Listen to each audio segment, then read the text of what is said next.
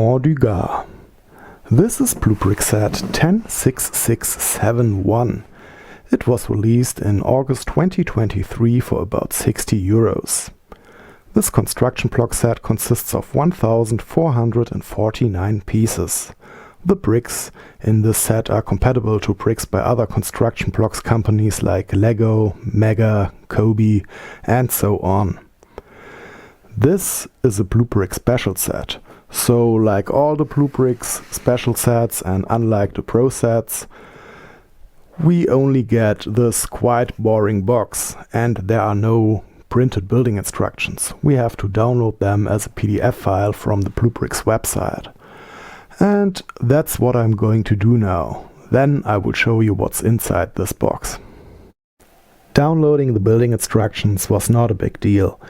They got a size of about 60 megabytes, so it's a quite fast download. These are all the bricks that were in the box. We don't get building sections. That means all the bricks come in unnumbered bags. Some bags only contain bricks of the same type. That's quite good. But most of the bags come with many different bricks. I don't like to search for an individual brick at each building step, and to avoid this I will now open every bag in the beginning and sort all the bricks by type. This will take quite a time, but it smoothens the building process immensely. And so I think it's worth the time.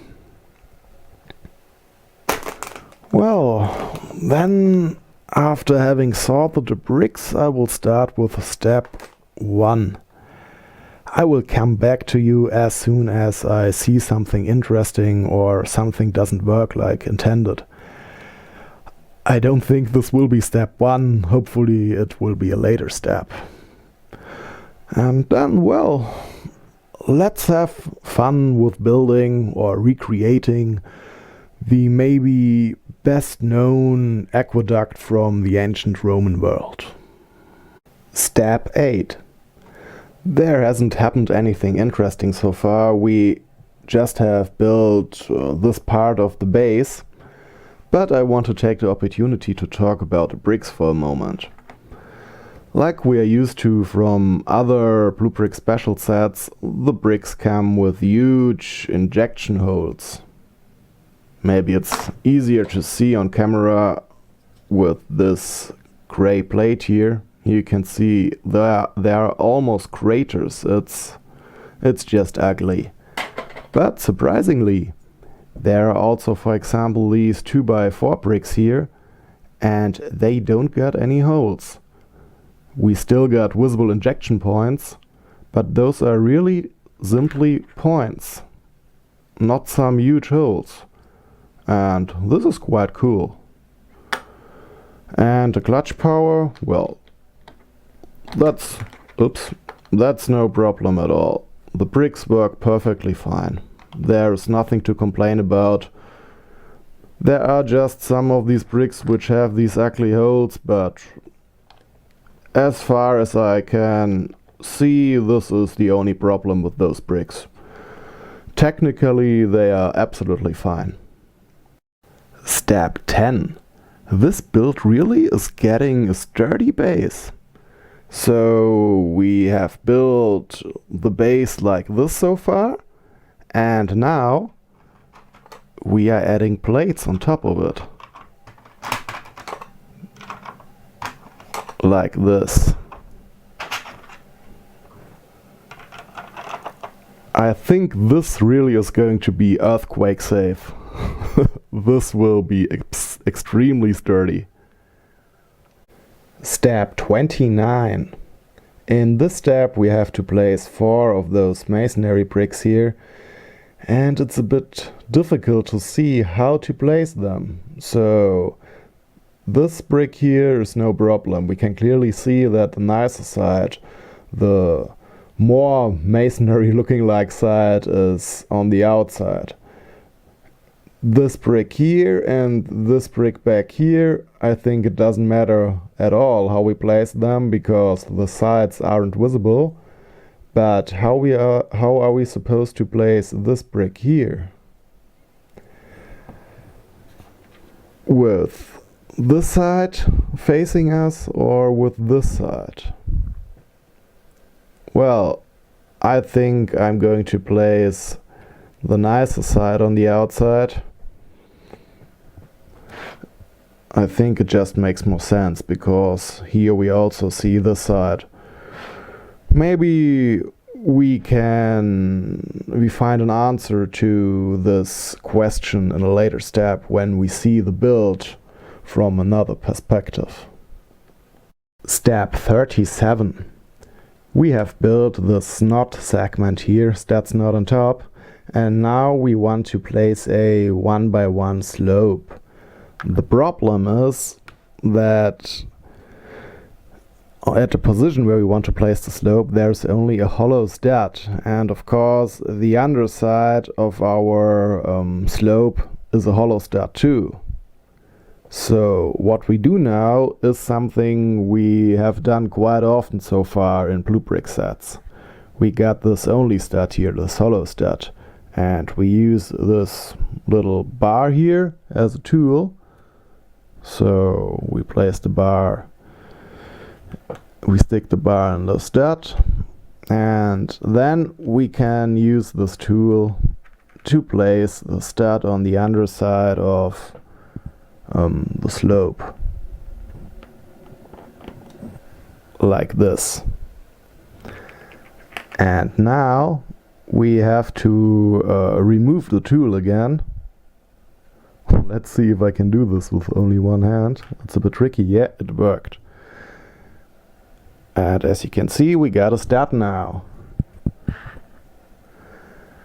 We have inverted now the building direction. We can place it on our little snot build like this. Whoops. I would recommend to use two hands. It's not so easy with just one hand. It's always a bit difficult to place small stuff when you don't have much control.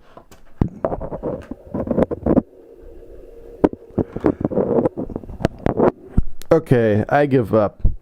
It only takes 1 second with two hands. I will do this off the camera now. Yeah, with two hands it's no problem at all. I have placed this within seconds. Step 125. The building experience so far has been very good. We have created this part here of the canyon with the river Gar going through it.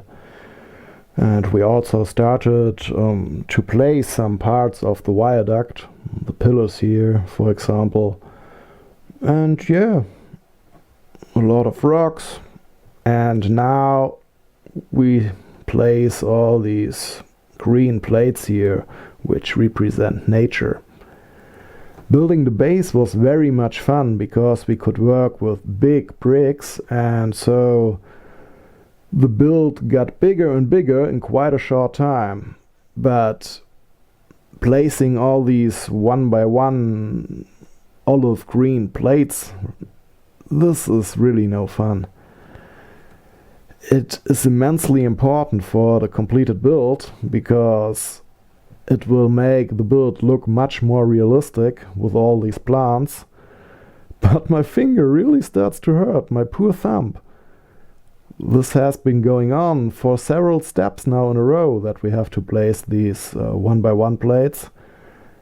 And this will go on for quite a while. Have a look, we still got a few of those plates to place. Ooh, my poor thumb. Step 155. We have placed all the plants, and finally it's time to do something way more fun. Now we can place 24 of these arches here. That maybe sounds much, but it really isn't. Those parts are so big that I will have placed them in under a minute, I guess.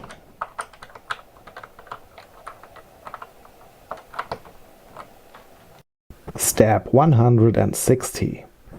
Here is something which really annoys me. It has nothing to do with the actual step, but it annoys me quite for a while now. So have a look here at this tree.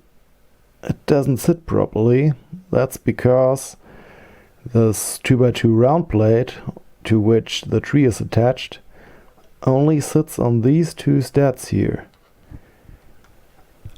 I'm going to fix this problem now by placing this leftover 1x1 brick plate in olive green, and when I place now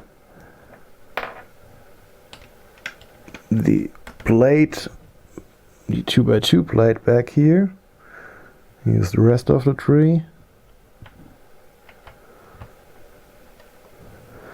Then everything should be way more sturdy now. Yep, that's just a quick fix. In step 178 I had to place 58 of those jumper plates. This was quite a lot of work, but it actually was also fun to place them. I hate placing 1x1 plates and tiles, but stuff in 1x2 is absolutely fine. Just turn your brain off and place one plate after the other.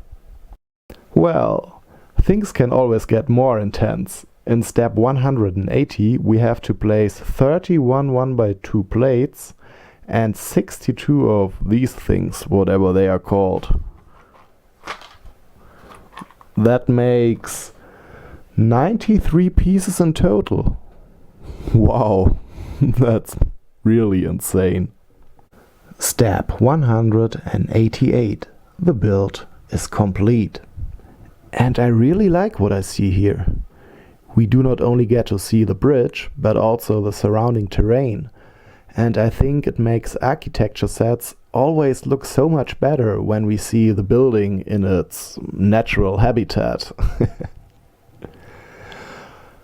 What we see here is not the complete aqueduct which supplied Nîmes with water. This is only a part of it. The original aqueduct was many kilometers long, and in big parts it was underground, so there are many tunnels. But there are also a lot of structures above the ground, and this is the best example, or the best known part of the whole aqueduct, the Pont du Gard. This bridge consists of 3 levels. So first of all, we get these arches down here which cross the river with the first level. Then we got the second row of arches and the second level, which was used as a normal bridge, so the pedestrians could cross the river here. And then we get the most important level, these tiny arches here with the third level. This is where the water channel was. So this is the most important part. This is the reason why the whole construction was built in the first place.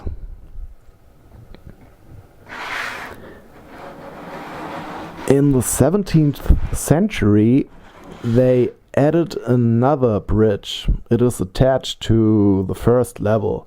So this is where tourists and all the other pedestrians can cross the bridge nowadays.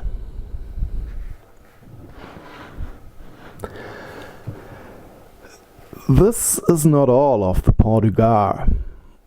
When we have a look at one of the pictures I took last time when I visited this place, we can see that the actual bridge is a bit longer than our build. Our build is cut in this arch here and in this arch here. So it means we don't have this part or this part here in our build. Another thing that I noticed is that our build has more of those tiny arches here than the real bridge has got. I think our arches are tinier than the arches in on the real bridge, and so there simply was place or space for more of those arches. But the amount of the big arches is correct. There are some more tiny errors. For example, the holes in the roof of the water channel aren't at a correct position. The position is close but not absolutely correct.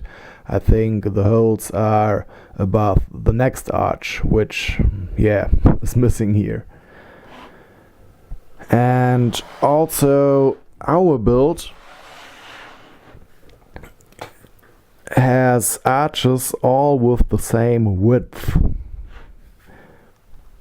We can see that the arches above the center of the river are a bit wider than the other arches. When we have a look at the masonry of the modern bridge and the Roman bridge, we can see that the masonry looks the same. There isn't really any difference. When we have a look at the real bridge, we can see that the masonry from the modern bridge differs from the masonry from the bridge from the antiquity. Here in this picture there's clearly a difference. But for our build, this is no reason to complain. This is more or less impossible to do with construction blocks in this scale.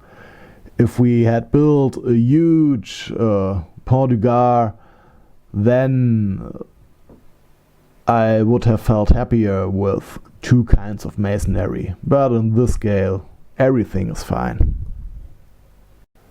What annoys me a bit is that all the levels seem to have the same size. So what I mean is that all the pillars have exactly the same width than the pillars on the level below or above. And in reality, each of those levels should have smaller pillars than the pillar above, or better said, more narrow pillars. It's not so much of a problem at this level here, but this level up here was used as pedestrian bridge, and how are the old Romans supposed to pass by all these pillars here? There is no space for walking. Here we have a picture from the first level, and you can see that the pillars here are more narrow than the floor, so we would be able to pass all those pillars. It's not that important on this level, but the level above, where all the pedestrians were, there you really need some space where you can let the people walk, and they can't go through the pillars. They are no ghosts. Maybe today they are ghosts, but back then they were really much alive. I think now it's time to stop complaining. It's such a beautiful set, and these small errors don't really make it a bad set. Have a look here how many details there are. For example, this rocky surface here. It's just like in reality. There is this rocky area which most of the time isn't covered with water. You can even find details from the present time in this build. Have a look here at this little street here. It's a paved way we also find there in reality. Even these big bricks here found their way in our build. Those bricks are anchors they needed for the scaffolding when they built this bridge here, the Pont du Gard, or whatever it was called in Latin. I really had very much fun building the set, and I think the completed build just looks fantastic. Of course, there are some letdowns, like the color black isn't as intense as the color black of Lego bricks is. It's a bit lighter. And we also get here with the bright bluish gray bricks some color problems. So you see here there are bricks in different shades of gray. But this isn't really that much visible. I just noticed it a minute ago. And of course, like always with BlueBrixx, or most of the times, there are these ugly injection holes, and we couldn't cover all of them with tiles or these plant plates here. But I think those are just minor letdowns. The building process itself was so cool. I really had extremely much fun building the base and of course the bridge. We could work with bigger bricks, and this is always fun. Placing all these plants, on the other hand, that was not the best experience. Also, I'm not quite sure if these trees here are built with legal building techniques.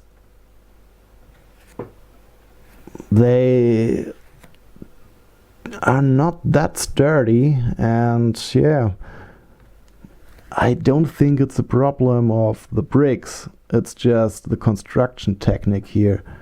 You see, we got these T-shaped bars here, and on one side we stick a round plate, and on top of it we stick all these other plates here. But this plate here is just in the way to have an unproblematic way to interlock everything.